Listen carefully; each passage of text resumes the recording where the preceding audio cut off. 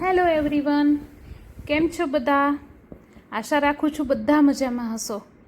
આજે એક નવી વાત, નવી માહિતી અને નવી ઉર્જા સાથે હાજર છું. તો ચાલો શરૂ કરીએ. આજે પૌવા બટેટાની શરૂઆત કરતાં પહેલાં જ એ તેલમાં દાણા તળીને કાઢી લઈએ. ઇનકેસ તમે જો દાણા તળતા ભૂલી જાઓ છો તો અલગ પેનમાં તેલ થોડું નાખી 1 જ ચમચી તેલ નાખવાનું અને એની અંદર 1 વાટકી ભરી અને સિંગદાણા નાખવાના. એટલે સિંગદાણા સતત ફેરવતા રહેવાના, જેથી બધા સિંગદાણા તેલથી કોટ થઈ જાય. એટલે એને 2 મિનિટ શેકતા રહેશો ને એટલે એની અંદર શું થશે કે એ એકદમ કુરકુરા તૈયાર થશે. પછી મને એમાં મારી પસંદ નમક, ધાણા જીરું અને ચટણી નાખવાની છે. બહુ સ્વાદિષ્ટ લાગે છે. એકવાર આવી રીતે પણ ટ્રાય કરજો. હવે એ પેનની અંદર સેમ પેનની અંદર રાઈ, જીરું, હિંગ અને લીમડાનો વઘાર કરી મેં કાચા બટેટાના ટુકડા એડ કર્યા છે અને બટેટાના ભાગની હળદર અને નમક નાખી અને થોડીવાર તેલમાં તળાવવા દીધું છે. ત્યારબાદ તેની અંદર અગાઉથી સુધારીને રાખેલા ટમેટાં, આદુ અને મરચાં એ ત્રણેય એની અંદર નાખી દેશું. હવે એને વળી પાછું ચમચો ફેરવશું અને 1 ચમચો પાણી નાખી અને ઢાંકણ ઢાંકી અને રાખી દેશું. જોયું? હમણાં ચમચો ફેરવીશ ને એટલું સુંદર મજાનું કોમ્બિનેશન લાગશે. આમ જોઈને ખાવાનું મન થઈ જાય એવું.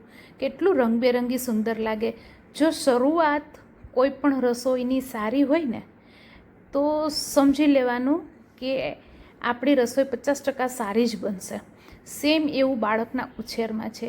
જો બાળકની ઉગમણ સમયે સંસ્કાર અને ઘડતર અને લાગણીઓ આનું સિંચન બરાબર થયું હોય ને તો આપણું બાળક પણ 50% આપણને ખબર પડી છે કે આગળ જતાં આપણું બાળક ખૂબ સારું બાળક બનીને, સારી વ્યક્તિ બનીને આગળ આવશે. બરાબર છે?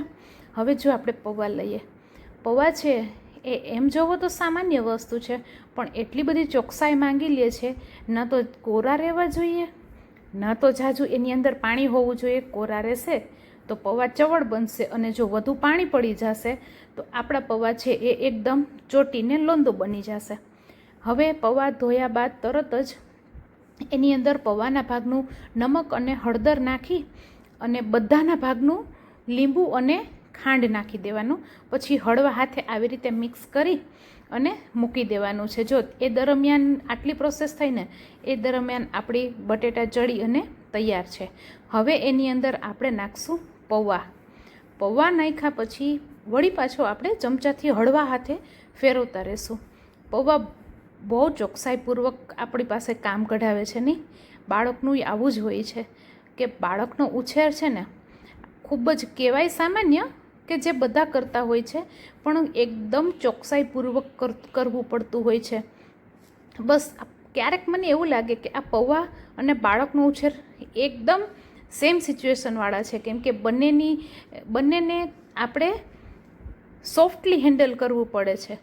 ના તો બહુ હાર્ડ થવાય છે, ના તો એના ઉપર બહુ પ્રેશર દેવાય છે નહીં, કે ના તો એને પાસે બહુ એને જોર નથી દેવાતું અથવા તો બેધ્યાનપણે કંઈ નથી થતું.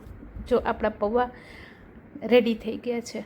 આ પૌવાની ઉપર આપણે જે લાસ્ટમાં જે સિંગદાણા અને કોથમીર નાખીને જે ફાઇનલ ઓપ આપ્યો છે ને, એવી જ રીતે જો બાળકનું ઘડતર આપણે યોગ્ય રીતે કર્યું હશે ને તો આગળ જતાં આ સિંગદાણા અને કોથમીરની જેમ બાળકને ખાલી વણાકો જ આપવાના રહેશે. એટલે એનું ભવિષ્ય સુંદર બની અને તૈયાર થઈ જશે.